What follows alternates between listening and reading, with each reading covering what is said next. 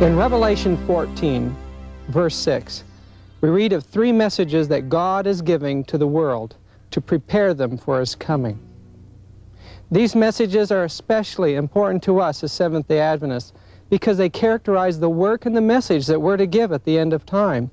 In fact, so important are they to us that we are told that nothing else is to be allowed to engross our attention or occupy our time.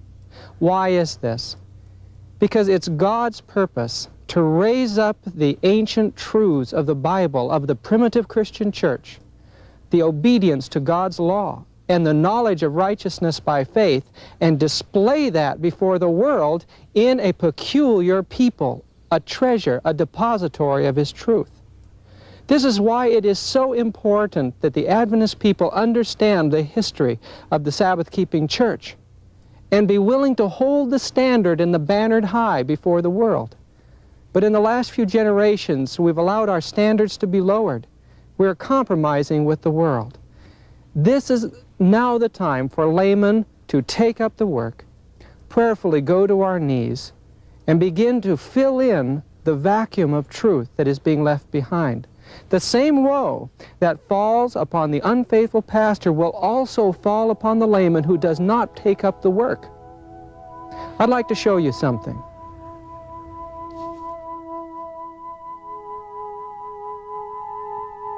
This is Elms Haven, the home of Ellen White in Northern California. Here, she finally arrived in September 1900 after a stay in Australia. God settled her here because she had to face some of the greatest trials of her life.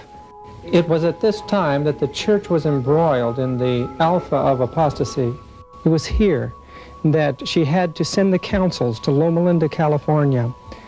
Because of the standard dragging during the time that she was in this home, we had the burning of the largest sanitarium in the world, Battle Creek, and also the burning of the Review and Herald offices.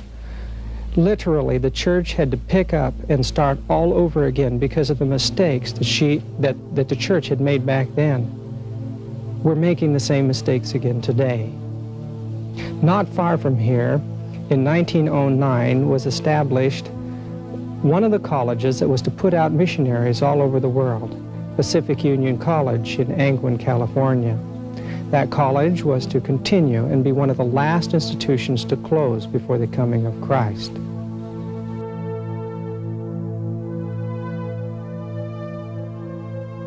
This is the room where Ellen White did the last of her writing, and this is the room where she died. It was her great dream to see God's church go on to triumph. It was her dream to see the schools like Pacific Union College raise up young men and women to finish up the work, to raise the standard, and to give the loud cry to the world. I noticed on the stand beside her writing table this book, Great Controversy. It was here where the last edition of Great Controversy was made. And on page 61, we read of the Church of the Wilderness and the faith that our ancestors had in the Sabbath-keeping truth. Amid the gloom that settled upon the earth during the long period of papal supremacy, the light of truth could not be wholly extinguished. In every age there were witnesses for God, men who cherished faith in Christ as the only mediator between God and man, who held the Bible as the only rule of life, and who hallowed the true Sabbath. How much the world owes to these men, posterity will never know. They were branded as heretics, their motives impugned, their characters maligned, their writings suppressed, misrepresented, or mutilated. Yet they stood firm and from age to age maintained their faith in its purity as sacred heritage for the generations to come. The history of God's people during the ages of darkness that followed upon Rome's supremacy is written in heaven, but they have little place in human records. Few traces of their existence can be found except in the accusation of their persecutors. It was the policy of Rome to obliterate every trace of dissent from her doctrines or decrees. Everything heretical, whether persons or writings, was destroyed. We understand that the church, at the end of time, will rebuild the old waste places and the paths to dwell in. It's the work of our young people and our laymen and our ministry today to restore the old truths, to hold the old history up of the true Sabbath keeping before the world and show the true apostolic faith before the coming of Christ. Revelation chapter 12 gives us symbolism representing the history of God's church. The woman standing upon the moon symbolizes that God's church in all ages stands upon the holy Decalogue, the Ten Commandment law, the reflection of the character of Jesus Christ. The woman is seen first pregnant, representing the church of Israel of the Old Testament. Once the child is born in the story, it represents the Christian church. Notice that it is the same church. God's church in all ages observes the health laws and obedience to all God's command. The Sabbath becomes a special sign of that church.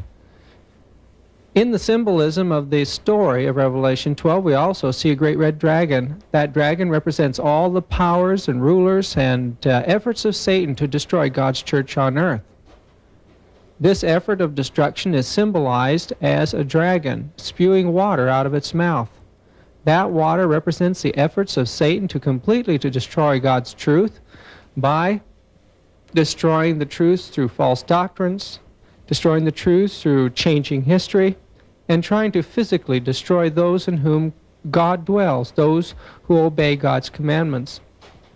There are many churches throughout the history of the Christian era where there was only one that could be called the church in the wilderness. The term wilderness represents obscurity, and for 1,260 years, God's true church went into obscurity. It was hidden from the face of society. Today, history books rarely record anything of the other communes outside of the Roman Catholic Church. Thus, we know that the Roman Church could not be the true Church of God, nor the Reformation Church. No, the primitive Christian Church of the Apostles, their teachings would make up the teachings of a church that is hidden from human view today. The ancient Israelites gained a tremendous boost for their religion when Daniel was honored by Nebuchadnezzar. The teachings of Daniel went throughout the world from that time, and the beliefs of the ancient Hebrew sanctuary system were accepted throughout many countries of the earth. We read in the records of Confucius, 500 years BC, that in the capital of China, the merchants and the princes ceased their labors and closed their shops. Thus we find as far away as China, the Sabbath was already being kept. Josephus could say in 70 AD, as a result of the scattering of the Jews and the influence of Daniel, that there is not any city of the Grecians, nor any of the barbarians, nor any nation whatsoever whither our custom of resting on the seventh day hath not come. The whole world appeared to have been aware of the Jewish faith. Outside the Roman Empire, where persecutions were taking place, we find that the Sabbath was accepted by the vast nations of the world because of the active trade routes that were going from country to country, and the Jewish merchants. We find that Christianity spread very rapidly among these Jews. You see, Jesus had told his disciples that their job was to go first to the lost of the house of Israel. This meant that they would have to scatter throughout the earth, and they would have to go to some of the most remote countries because the Jews were everywhere. Peter became the apostle to Mesopotamia. We understand that in time he made his way to Baghdad or Babylon, and there set up the great Assyrian church.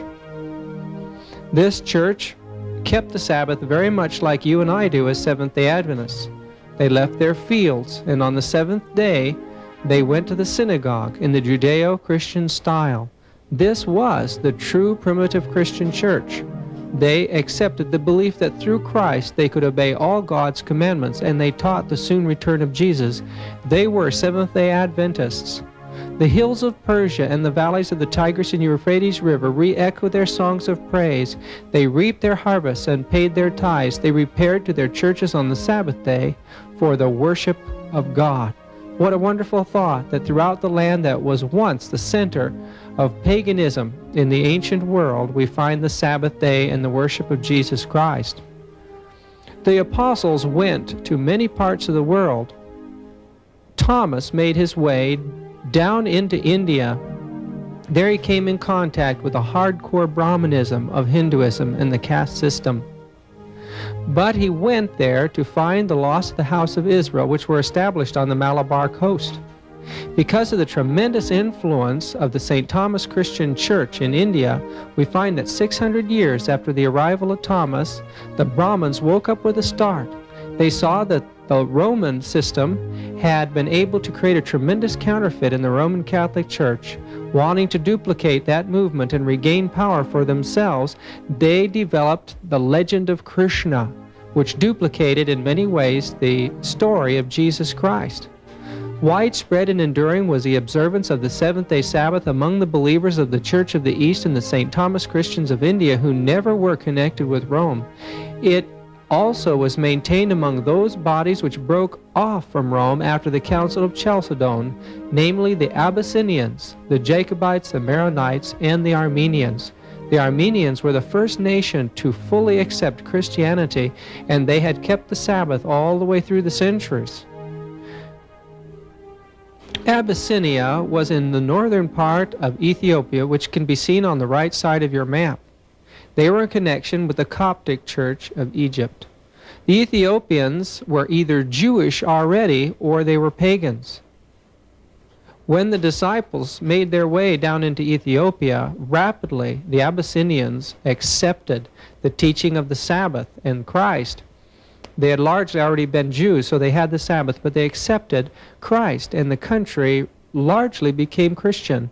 In the last half of that century, St. Ambrose, this would be the 4th and 5th century, of Milan, stated officially that the Abyssinian bishop Mucius had traveled almost everywhere in the country of Syria. For more than 17 centuries, the Abyssinian church continued to sanctify Saturday as holy day of the 4th commandment. When we go to Abyssinia, or Ethiopia today, the Amhara section of the country, we find there many churches, some like this one, completely carved out of solid stone, a holy place and a most holy place, with a reflection of their honor of the early Hebrew sanctuary. Even to this day, the Sabbath is sacredly honored by these people and their priesthood. 3,500 years of Sabbath keeping. The bishop of the Abyssinian or Ethiopian church was designated for them by the Coptic Church of Alexandria, Egypt. This church also kept the seventh-day Sabbath.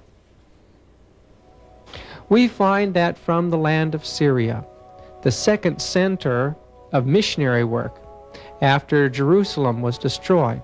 Here where Paul had set up his work for the Gentile world, we find Syrian youth from the educational centers, missionary centers of that part of the world, making their way across the mountains, the valleys, and the deserts of the Orient.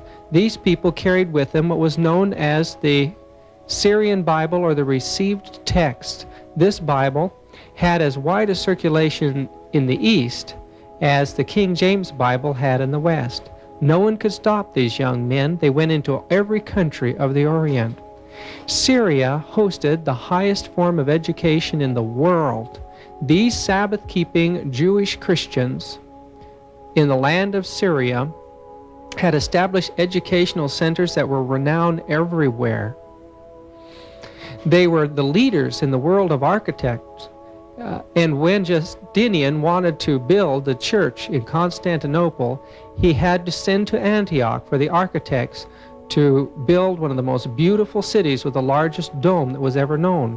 When we look at the cities of the Middle East and see the towers, the archways, the domes, the parapets, the beautiful walls, the ability to fit stone together without mortar, we're seeing the work of the Sabbath-keeping Christians of Syria.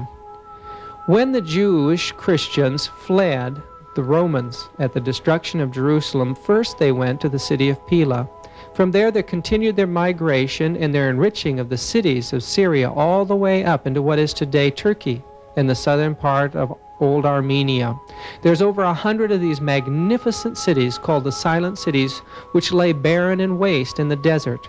No one lives there, and no tourists, or very rarely do tourists ever visit this ancient wonder. But as one looks at these ancient cities, they see a form of architecture and sanitation that was and is superior to many of the buildings in Europe today. When the armies under the Roman Catholic Church forced their way into Constantinople, they were as if they were a bunch of barbarians barging into a world that was far in advance of their own.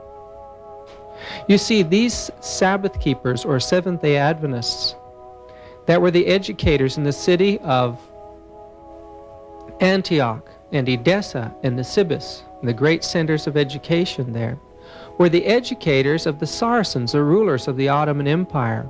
In the first great wave of Mohammedanism, they protected the Sabbath keepers and brought their educators and teachers with them. Thus, as they took over parts of Europe, they brought with them the high level of education of the Greek Sabbath-keeping people, the Syrian Church. These centers became the foundation of later centers in Europe of education, the foundation of Oxford and Cambridge. Very likely we owe the civilization of the Western world to the faithful Sabbath-keeping men of the past. One such man was a man by the name of Lucian. Lucian, in the 3rd century, was responsible for pulling together the various books of the true Greek Bible, the Bible written by the apostles, and he formed what was called the received text. This Bible was translated into Syrian, it was translated into Latin, and it became the foundation of the Reformation, in that it was the King James Bible, translated later into German and to Dutch and to the various languages of Europe. That Bible is the Bible of the Sabbath-keeping Christians. It is the Seventh-day Adventist Bible. It is the finest manuscript of the Bible ever given and the purest manuscript today. The Syrian Christians, also called Nestorian Christians and Assyrian Christians, Church of the East, also made their way into Turkestan, Mongolia, and Scythia. We find that the Genghis Khan, Kublai Khan, and other of the great Khans married into a line of church leaders, Sabbath-keeping church leaders called Prester John. They named themselves after the name of John, and when Marco Polo passed through Mongolia and other areas of the Orient, he found well-established Sabbath-keeping communities and churches throughout that realm. Evidently, Sabbath-keeping Christianity made its way early into China, and China became one of the largest homes of Sabbath-keeping Christianity. The capital of China in the ancient world was a place called Chang'an, today called Xi'an, China. Today, the greatest archaeological finds of China are in this old capital, cultural capital of China. In AD 781, a famous Chinese monument was inscribed in marble to tell of the growth of Christianity in China at that time. The inscription, consisting of 763 words, was unearthed in 1625 near the city of Chang'an and now stands in the Forest of Tablets, Chang'an. The following extract from the stone shows that the Sabbath was observed. On the 7th day we offer sacrifices after having purified our hearts and received absolution for our sins. This religion, so perfect and so excellent, is difficult to name, but it enlightens darkness by its precepts. There were a large number of Syrian words on that, and although the Jesuit priests and the Mandarins, which discovered the stone in 1625, tried to obliterate it, they didn't understand Syrian, and those words were left on the stone. Thus today we can read that the Sabbath-keeping Christians were the strongest religion in China at that time. Anything that happened in the capital of China was immediately duplicated in the land of Nippon, or Japan. Buddhist priests from all over the Orient were studying in the capital there, and there was an educational center of the Syrian Church. Thus Buddhist priests came in contact with the Sabbath-keeping truths and adopted the teaching of a Redeemer and of a second coming. These teachings made their way to Japan, especially through a great scholar by the name of Kubodayashi. He had studied in Chang'an, China, and later when he was buried, he had a duplication of that monument stone found outside Chang'an, put over his grave at the mausoleum of Kubadashi on Mount Koyo, Japan. Thus we know that the gospel spread all through the Orient. It went everywhere. Certainly the apostles in their time had laid a foundation for this, and Paul could say, before the destruction of Jerusalem, that we've preached the gospel to every creature under heaven. As rapidly as the gospel spread to the east, it also spread to the west. We find that very soon after Jesus ascended to heaven and filled his disciples with the Holy Spirit to send them out to the lost of the house of Israel, James made his way to the Jewish exiles in Spain. There he established the Spanish church, and later, after he died in 44 A.D., his body was sent back to Spain, and it's to be found there today. Canon 26 of the Council of Elvira reveals that the Church of Spain at that time kept Saturday, the seventh day, as to fasting every Sabbath, resolved that the error be corrected of fasting every Sabbath. This resolution of the Council is in direct opposition to the policy of the Church of Rome, had inaugurated that of commanding Sabbath as a fast day in order to humiliate it and to make it repugnant to the people. Even northeastern Europe early received the Sabbath. The patron saint of Russia is Andrew. Andrew and other disciples, 5 of them all together, made their way into Scythia, and there they established a magnificent Christian faith in Russia. Sabbath keeping was found all over Russia at one time. There around the Black Sea was another group of people called the Goths. The Goths were pagans. But in the 3rd century, or the 4th century, they captured a man by the name of Ulfilas. Ulfilas was a Sabbath-keeping Christian and a well-educated man. He wrote the first book for the Gothic people, which was the Bible, and the Goths, Ostrogoths and Visigoths, became Sabbath-keeping Christians.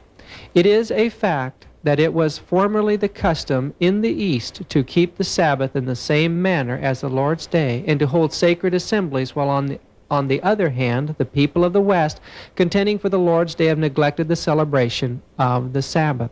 This is speaking of the Gothic king in A.D. 454 and 526. We know that the Vandals of Carthage were Sabbath-keeping Christians as well. Indeed, it appears that Sabbath-keeping had extended throughout the entire civilized world, and that Rome and Alexandria, Egypt, were a minority in their keeping of Sunday. As you look at this map, you'll notice a place on the left side of the map called Gallia. This is what is called modern France today.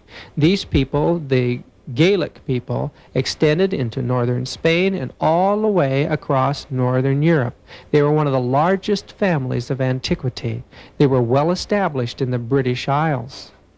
The Gaelic people, or the Celtic people, were a race of powerful people that were very warlike, and few nations could stand against them. They were also highly civilized and had advanced form of education. It was among these people that Paul was directed by the Lord to begin his work of evangelism. At that time, he entered into missionary work among the Galatian people of Macedonia. It seems to have been custom very early in the Celtic churches of early times in Ireland as well as Scotland to keep Saturday, the Jewish Sabbath, as a day of rest from labor. They obeyed the 4th commandment literally upon the 7th day of the week. One of the early Celts of Scotland was captured as a young man and taken to pagan Ireland. Later, upon escaping, he determined to go back and evangelize the people who had been his captors. He made his way directly to Tara, the capital of Ireland. Standing up in the center of that great city, he began to preach the truth. He evangelized and established a tremendous work of apostolic Christianity in the island of Ireland. It remained in close connection with its Celtic brothers across Europe and into the East, and so it remained the center of Greek Sabbath-keeping Christianity long after Rome was forcing Latin upon Europe. In the town of Kells was found an ancient manuscript illustrating the magnificent high culture and high education of these men. Their centers look something like this: a wall around a little community with a church in the center. These little communities were colleges, and many of them were established by Patrick. The Book of Kells illustrates something of the beautiful manuscripts that at one time were produced by these scores and scores of centers throughout Ireland and later Scotland and on the continent of Northern Europe. It shows a degree of skill that surpassed any other skill of its kind in all of the world at that time. The reason why Scotland and Ireland remained a bastion for truth is because the Celtic people were so powerful. Rome could not conquer Scotland, and so Hadrian built a wall across Britain and there placed troops to keep the Celtic or the Scottish people from coming into Britain again. The rulers of the Scottish people, were the Druids. These people were highly educated and highly cultured. They had a center of education on the island of Iona. That island had influence over the people throughout Scotland. One of the graduates from Patrick's schools of Ireland was a man by the name of Columba, an extremely gifted saint of God. He was from a wealthy family that owned land in Scotland. He made his way back to the land of his birth, and there, putting aside the opportunity for wealth, he became a missionary for God. In the center, just below the center of this picture, you'll see the word Iona. Iona was a little island out among the inner Hebrides. There in this rough northern cold sea, Columba decided to establish his school. It was a school patterned after the Old Testament school of the prophets. Here the young people would learn trades. They would learn how to till the soil, grow their own food. They would also learn the biblical languages. And after 18 years of disciplined study, these young men could go out to the nations of the world and establish schools. They entered almost every country of Europe and established many colleges and centers, although the history of this has largely been lost. Columba and Patrick became such well-known names in the culture of the islands that the Roman Church, when they came in and forced their control over these centers, in the 9th, 10th, 11th, and 12th century, had to saint these men and create legends and fairy tales about them so the people would think in time, after generations had passed, that Columba and Patrick had been Roman Catholics. If you look up to the left side of this map, you'll see the blue lines.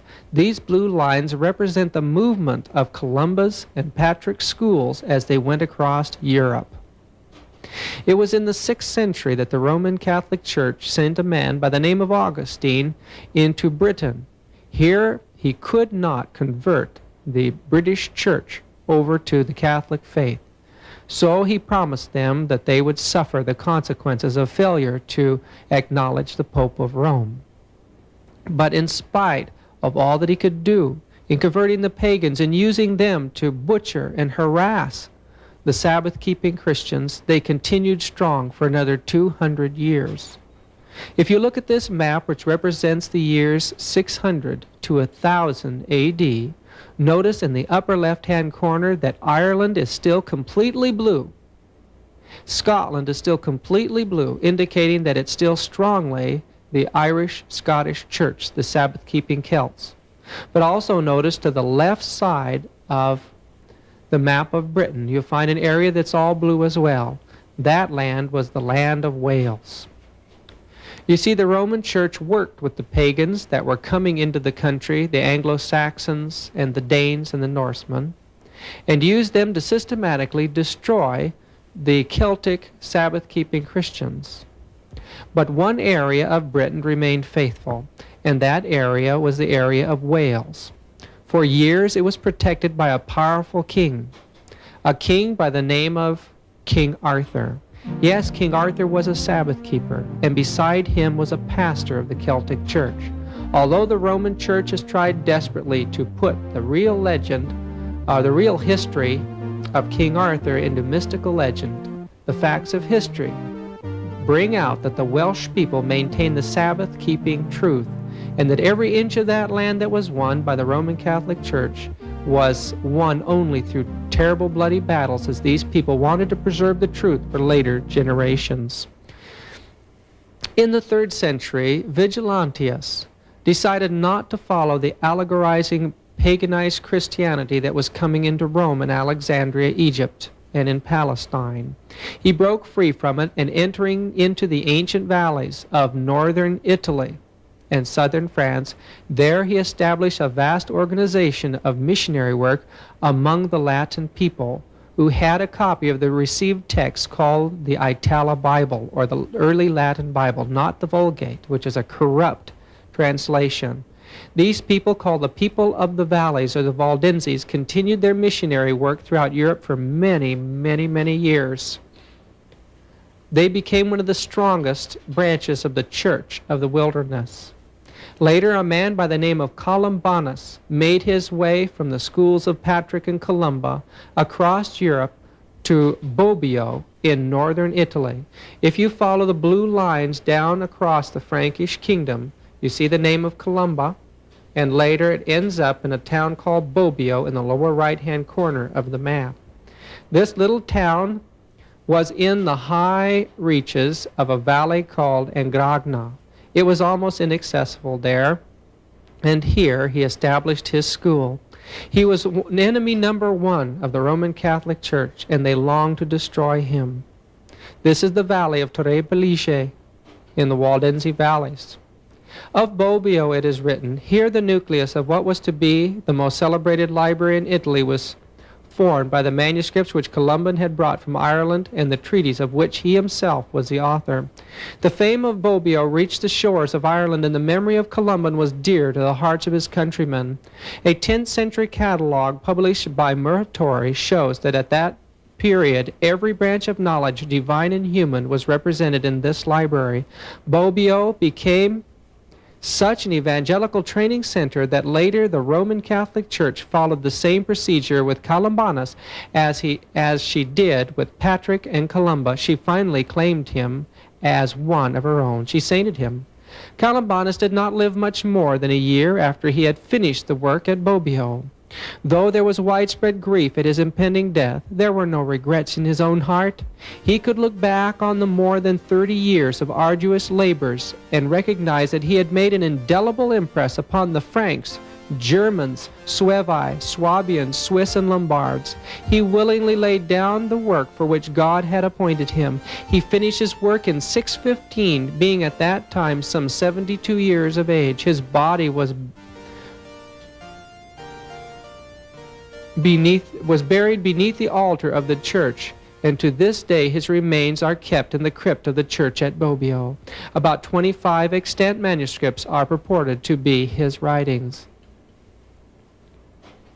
We read that in the 6th century that throughout the entire world the Sabbath was the day of worship. For although almost all the churches throughout the world celebrate the sacred mysteries, the Lord's Supper on the Sabbath of every week, yet the Christians of Alexandria and at Rome, on account of some ancient tradition, refuse to do this. Ambrose was a celebrated bishop of Milan. Milan was a land that had never conceded to Rome. Ambrose, a celebrated bishop of Milan, said that when he was in Milan he observed Saturday, but when in Rome observed Sunday. This gave rise to the proverb, when you are in Rome, do as the Romans do. It wasn't for years later that Rome forced, through the force of arms, Milan and Lombardy to accept the Roman Catholic Church. In Eastern Europe, Pope Nicholas I in the 9th century sent the ruling prince of Bulgaria a long document saying in it that one is to cease from work on Sunday, but not on the Sabbath. The head of the Greek church, offended at the interference of the papacy, declared the Pope excommunicated. The battle went on for years. We read from the Council of Frau, Italy, 791. We command all Christians to observe the Lord's Day, to be held not in honor of the past Sabbath, but on account of that holy night of the first of the week called the Lord's Day. When speaking of that Sabbath which the Jews observed, the last day of the week, and which also our peasants observe, and so on. So even in the 8th century and probably early 9th century, many of the peasants in Rome itself were still keeping the seventh-day Sabbath as the old Latin Church did before the apostasy of Rome. And yet Rome gained tremendous power and prestige as a state religion at the time of Justinian. Justinian conquered the Sabbath-keeping Vandals and conquered areas of Europe that had been lost because of previous wars. Justinian also gave special privileges to the Bishop of Rome and announced in 538 that he was the bishop of the whole Christian world. The armies of Rome stood behind Justinian, and at that time he made a decree that all Christians within the empire had only 3 months to convert to the Roman Catholic faith. This caused a tremendous migration out of the Roman world. Many families were ruthlessly slaughtered and their belongings stolen from them. It was in 538 then that the church disappeared into the mists of the wilderness and continued to worship the truth in remote areas of the world. The Roman Church tried desperately to wipe out all records of the Sabbath-keeping Christians, just as the pagan Egyptian kings, upon coming to the throne, tried to wipe out the names of all the other kings and histories of the past, to make it appear that he alone was the sole king. Often they falsified the lengths of the time that they were the king and created fantastically long periods of rulership. The same was done in Assyria and other areas of the world. Truly the Roman Church was pagan, and it was going to destroy everything that stood in its way. It was Innocent III in the 12th century that established the terrible Inquisition that butchered and tortured anyone that disagreed with Rome for hundreds of years. That was the beginning of the end for those areas that had continued faithfully to keep the truth alive in Europe. One of the greatest means of destroying the church in the wilderness was the rising of a man by the name of Tamerlane, a fanatical Muslim. He destroyed Christians in the East by the millions. He destroyed their churches and their lands, and it was almost impossible to regain their holdings after this slaughter took place, except that through the Spirit of God they could. But one thing happened that ensured the death of the church in the wilderness in the East, and that was the coming of the Jesuits with the armadas of Portugal and Spain. As the countries that traded with them from India all the way through China into the East opened up their doors to the Jesuit priests, they allowed the Inquisition to be set up there, and then mass slaughter and persecution and death came to the simple, humble, primitive Christian church that kept the Sabbath, that taught that man should obey the law of God by faith, and had the ancient received text, or the King James Bible. These people paid for it with their lives. They tried to preserve the faith for you and I today. One of the most magnificent records of history is that of the Waldensian Christians. They had been given many names by the Roman Church: Passagians, because they were the people of the passages of the mountains, or they were called the Judaizers because they kept the Sabbath. They were also called the Insabati or Sabati, or Insabatani, because they kept the seventh-day Sabbath. They're also called the Vadois, or the Waldenses, the peoples of the valley. The Waldenses were to be found in every single country of Europe in spite of the Roman Catholic persecution. The heart of their religion was the Holy Bible, the received text, the King James Bible. They were known for their knowledge of agriculture, and any valley or country that hosted the Waldenses had the blessing of their knowledge of the soil. The mountainsides throughout their valleys are terraced with good water systems and excellent soil. One of the most important things to the Waldenses was the education of their children. They believed that the preservation of truth was in the preservation of the character of Christ in their children, the knowledge of the Bible. From the early ages, these children not only had to work hard, but they also had to memorize Scripture. In the emergencies of the persecution of their world, at times they had to assemble all the children.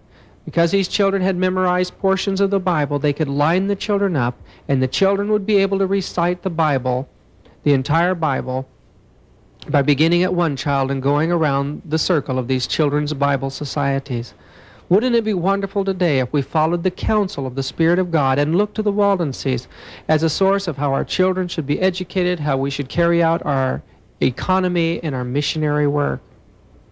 The children that were raised with such character and strength often were able to be kidnapped from their parents and maintain the faith in spite of the persecution. Some of these children were sent off to other schools and universities, and there they spread the truth in other lands. At the heart of the Waldensian valleys is a place called the Pra del Tor, at the head of at the end of the Valley of Angragna. Here, in this almost inaccessible area, the barbs, or the pastors of the Waldensian church, were educated. The term barb means uncle and shows the close family relationship between the pastor and the people of those valleys. These men were highly educated. They studied for many years. And then before they could be ordained, they had to go out and have actual experience in the field. A young pastoral student would go with an experienced pastor, and there they would do their missionary work. Often they would pose as itinerant merchantmen. They would aim at the wealthy, educated classes, believing that once these were converted, they would influence many others.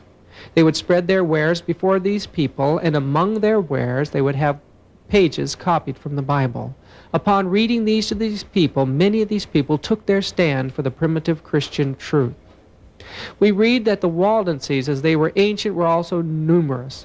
Vignier, from other historians, gives a high idea of their populousness. The Waldenses, says the author, multiplied wonderfully in France as well as other countries of Christendom. They had many patrons in Germany, France, Italy, and especially in Lombardy, notwithstanding the papal exertions for their extirpation.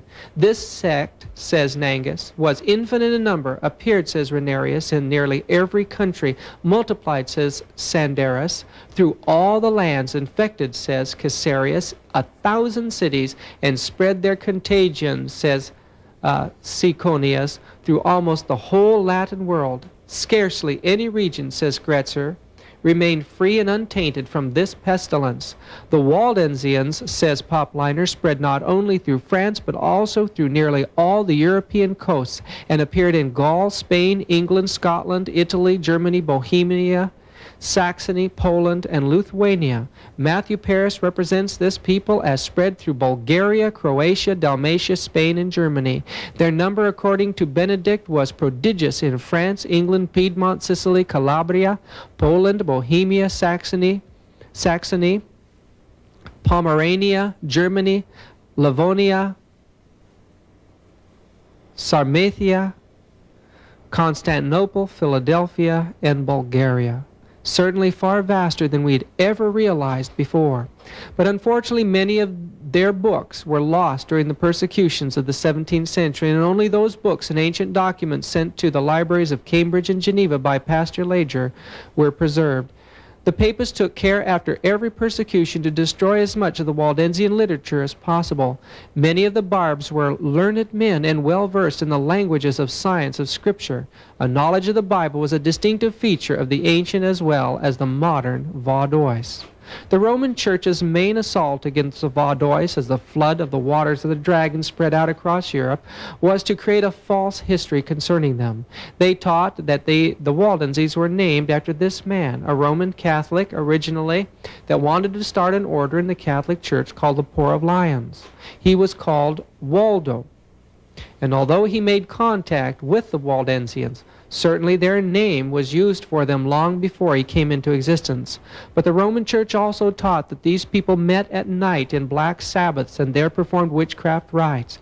Many of the teachings that exist today of witchcraft were formed by the Catholic Church in the Inquisition, forcing false confessions out of people that were suffering underneath their hands. The slaughter continued for over 400 years, and by the 15th century there was largely silence over the valleys of the Waldenses. But God had intended that the light should not go out, but that the truth should be passed on to the generations that you and I live in today. These people suffered terribly. They never knew whether they'd see loved ones again. In one of the drawings of one of the caves of the Waldenses, we see a picture of soldiers taking the women away. We see one of the pastors being grabbed roughly by a soldier to be put to death, and the entire scene is being directed by a Roman Catholic priest. The children are being taken from the parents. This cave is found near Torre Pellice, north of the Piedmont Valley. Here, 400 Waldenses met with their children and worshiped God beneath the earth so that they could maintain their freedom to worship as the Spirit of God directed. There is not a valley of the Waldenses that did not have its martyrs, did not have its village where scores of people lost their lives. It took 100, or they say 20, of the papal soldiers to take one Waldenses because of God's protection throughout those years. By the 15th century, there was largely silence throughout the valleys as they had made many compromises and had lost the Sabbath day, as well as other of the ancient truths. But when they heard of the Great Reformation, they came together here at this stone in the valley of Chanfran and made a commitment to stand again for God. Because of this, terrible persecutions were directed against them, and many of them were exterminated, many of their valleys repopulated by the Catholics. The Vatican determined to stamp them out forever and gave them an ultimatum. It told them that they had to completely leave their teachings behind and accept the Catholic Church, all their children to be educated as Catholics, all their pastors to convert to Catholicism. This was too much for them to take, and they refused to cooperate. The result was that the last of the Waldenses were taken out of those mountains and put in a terrible dungeon in Torino, Italy. Here they were kept packed together as the slaves had been kept in the slave ships because of the diseases that broke out and the terrible starvation that took place there. 14,000 of them went in, but only 5,000 of them crawled out. This was the end of the ancient history of the Waldensian people, or so the Roman Church thought. They came under tremendous pressure from the Reformation countries of Europe to release the Waldenses into the care of the Reformers. The Catholic Church agreed, and in the dead of winter, they forced a death march of these people through the snowy Alps. These people who were sick, who didn't have enough clothes, largely barefooted, they sent them through these ice-cold mountains through a storm. 3,000 of them arrived in Geneva. And there's a marvelous history of one of the faithful pastors who longed to go back and to regain his valleys. After repeated questions and efforts to gather men, requests of the Reformation countries to aid him, Enrico Arnaud determined to make his way back into the valleys. With the Bible in his belt and a sword in his hand, he went forward to regain their ancient home. But what about the Waldenses today? They have largely lost the knowledge of truth. They claim an ancient history, but they've organically united with the Methodist Church, and they herald this Pope, the one who is determined to implement Vatican II as the great man of peace.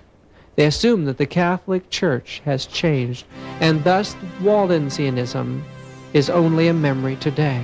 You see, God has raised you and I up to take up the banner that was lost by the Waldenses and the Church of the Wilderness, to reestablish the paths to dwell in, to show the world that the Sabbath-keeping Christians of antiquity are God's true people in all ages and will be throughout all eternity. We read that Gregory Bishop, by the grace of God, to his well-beloved sons of Rome and citizens, "It has come to me that certain men of perverse spirit have disseminated among you things depraved and opposed to the holy faith, so that they forbid anything to be done on the day of the Sabbath. What shall I call them except preachers of Antichrist?" They would call Sabbath keepers Antichrist. Pope Gregory again declared that when Antichrist should come, he would keep Saturday as a Sabbath. The papacy still believes these things. We find that they are still as ruthless as they were in the past. When they took over Croatia, They slaughtered the Serbians, priests dressed up as soldiers, and butchered those peoples when the Catholic Church could get away with it. They're the same power that they are today, and the scenes of the past, friends, are going to be more than rivaled when Protestantism and Catholicism unite to persecute the primitive church, the Sabbath keepers, those who obey God's commandments. I once sat in this cave in the woods to anticipate what it would be like when we again, someday very, very soon, have to face the kind of persecution that our forefathers faced. Jesus is calling the church out of the wilderness today. Jesus is calling upon you and I as Sabbath-keeping Christians to prepare for the final wrath of the dragon. We're told that that precious church will face the wrath of Satan, those who keep God's commandments and have the testimony of Jesus or the spirit of prophecy. We are a remnant of this history. We are the last ones. We are the depositories of God's sacred truth, and the responsibility lies with us to work together to present these precious teachings of the three angels' message to the world. You've got to study like you've never studied before. You've got to know that Bible as our forefathers knew it, and pray for opportunities to begin missionary work for others. We ask that you'll join us in determining that you will take a stand as our forefathers did and finish up this precious work.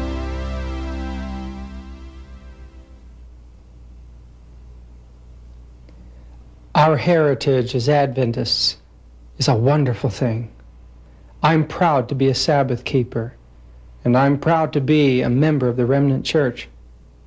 I've committed my life to presenting the three angels' message in whatever way I can. I make a living by painting biblical scenes, and prayerfully we're building up a small audiovisual center here.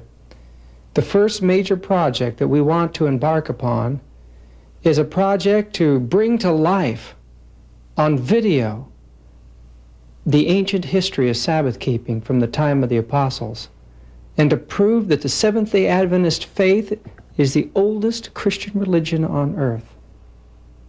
You know, at one time in our church history, our pioneers understood this history of the Sabbath. J.N. Andrews wrote a book called The History of the Sabbath that went through 5 editions. It's a magnificent volume, and it describes Sabbath keeping from apostolic times taking place in every part of the world.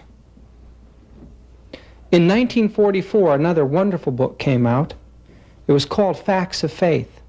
It, too, documents Sabbath keeping and the Great War with Roman Catholicism. There were other scholars as well, but nothing could match the book that came out in 1944, Truth Triumphant, written by B.G. Wilkinson. He was a dean of theology at Washington Missionary College. This man traveled the world. He was a scholar. He had a photographic mind. He retained things that many people knew nothing about, and he was far ahead of his time. This scholarly work, well documented, proves beyond a shadow of a doubt that Sabbath keeping has existed in every age and in most of the countries of the earth down to the present day, still scattered groups keeping the Sabbath. We find in Ethiopia there are Sabbath keepers there that have been keeping it from the time of Christ, in Armenia and other parts of the world. One of the branches of the Sabbath-keeping Christian families was that of the Celtic Church. In 1963, Leslie Harding produced his doctrinal thesis on this subject. It was called Beliefs and Practices of the Celtic Church in Britain. This was the only man to ever do a study of the beliefs and practices, and he proves that these people held the same doctrine as we do on righteousness by faith, all the way down to the 8th and the 9th centuries. We have a tremendous heritage. There's plenty of information here available, but today it's very hard to find good missionary books on this subject. There is a good volume available for Adventists to read. It's called The Sabbath in Scripture and History, published in 1982. This volume, a result of a number of our scholars putting their minds together, is very scholarly and very difficult for the average person to read. Certainly, it wouldn't be usable as a missionary book.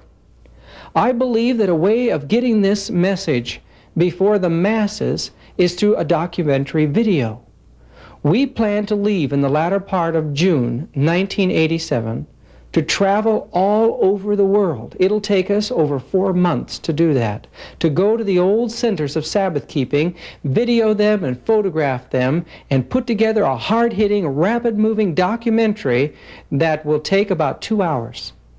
We want something that'll be of such a quality and prove it so thoroughly that you would feel comfortable in giving it to a friend, a relative, a man who's a thinker, an educator, a doctor.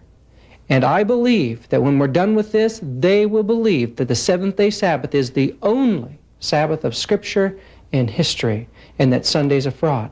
You see, the Sunday movement is coming rapidly, and we have very little to face it with. And I believe that this would be a tool that will win thousands of people.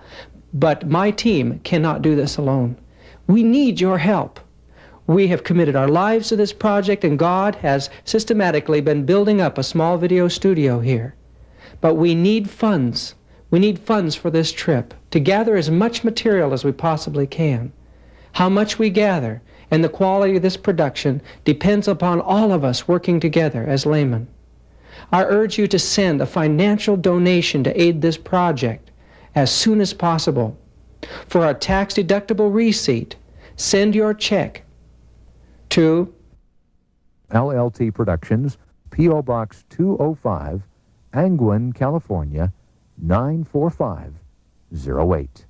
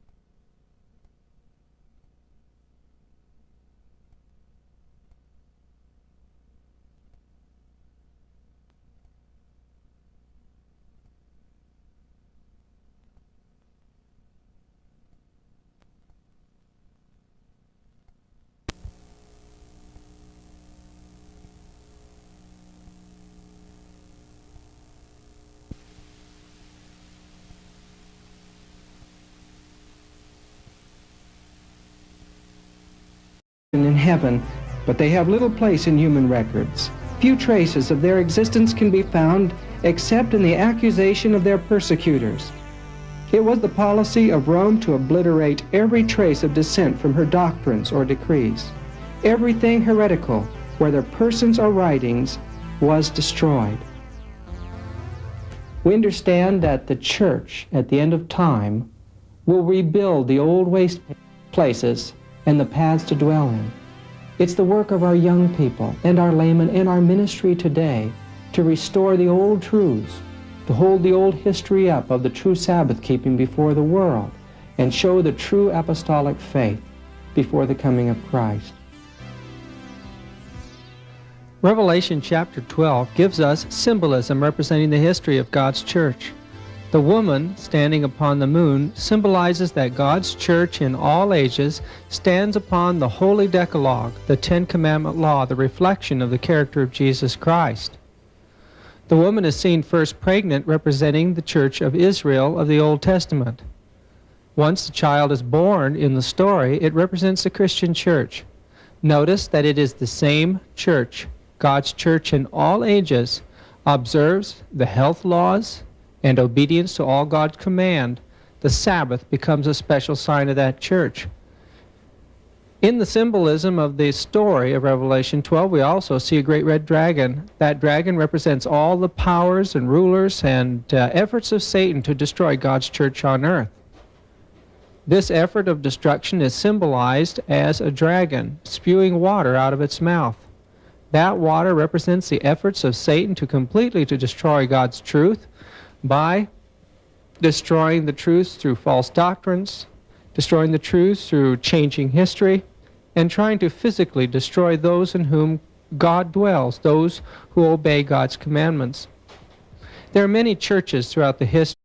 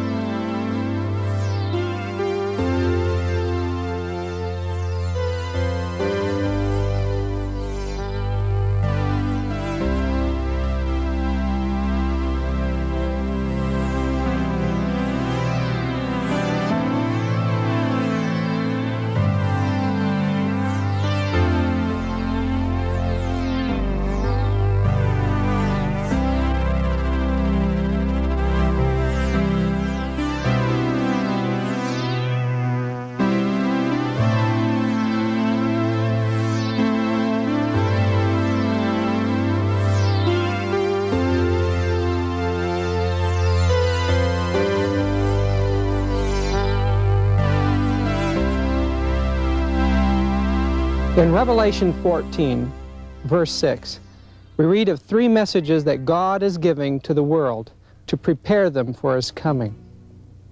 These messages are especially important to us as Seventh-day Adventists because they characterize the work and the message that we're to give at the end of time. In fact, so important are they to us that we are told that nothing else is to be allowed to engross our attention or occupy our time.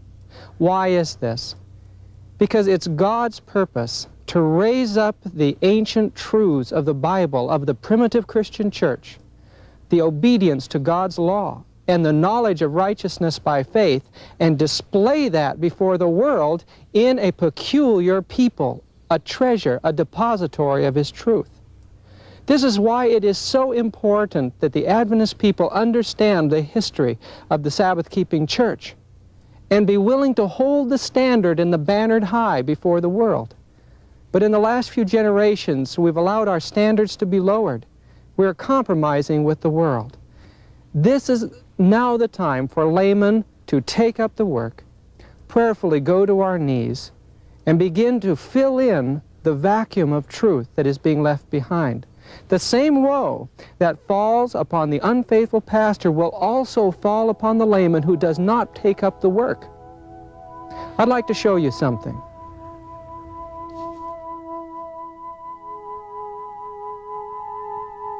This is Elms Haven, the home of Ellen White in Northern California.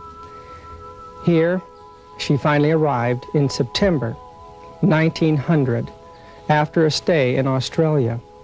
God settled her here because she had to face some of the greatest trials of her life. It was at this time that the church was embroiled in the alpha of apostasy. It was here that she had to send the councils to Loma Linda, California, because of the standard dragging. During the time that she was in this home, we had the burning of the largest sanitarium in the world, Battle Creek, and also the burning of the Review and Herald offices. Literally, the church had to pick up and start all over again because of the mistakes that the church had made back then. We're making the same mistakes again today. Not far from here, in 1909, was established one of the colleges that was to put out missionaries all over the world, Pacific Union College in Angwin, California. That college was to continue and be one of the last institutions to close before the coming of Christ.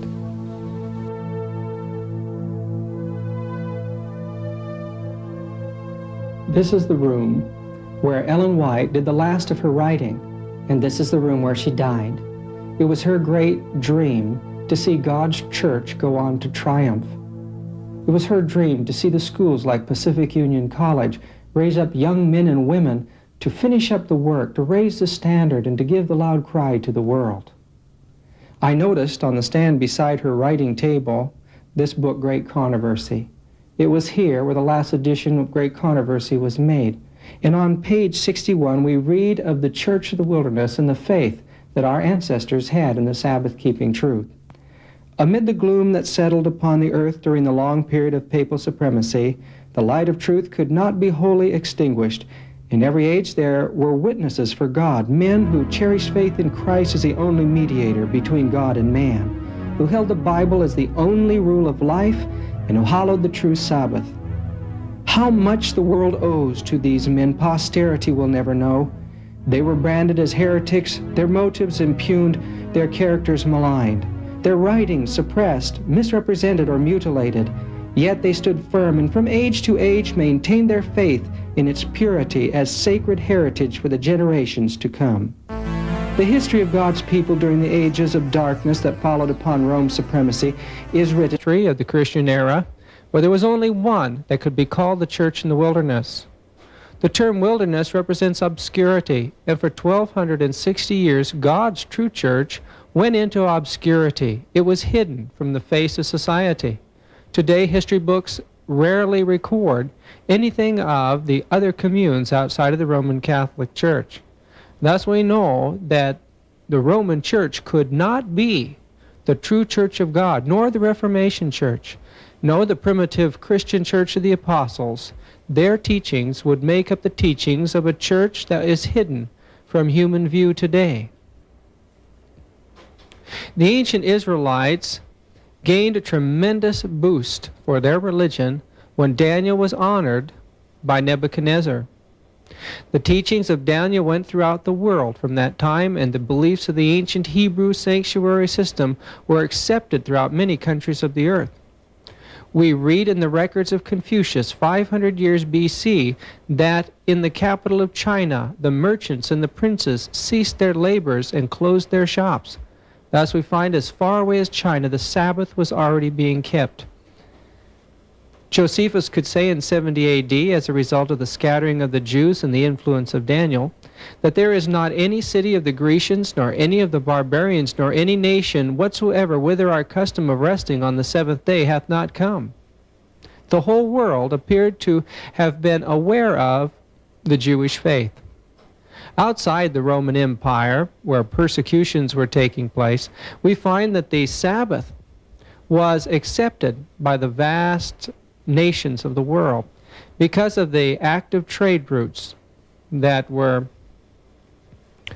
going from country to country, and the Jewish merchants. We find that Christianity spread very rapidly among these Jews.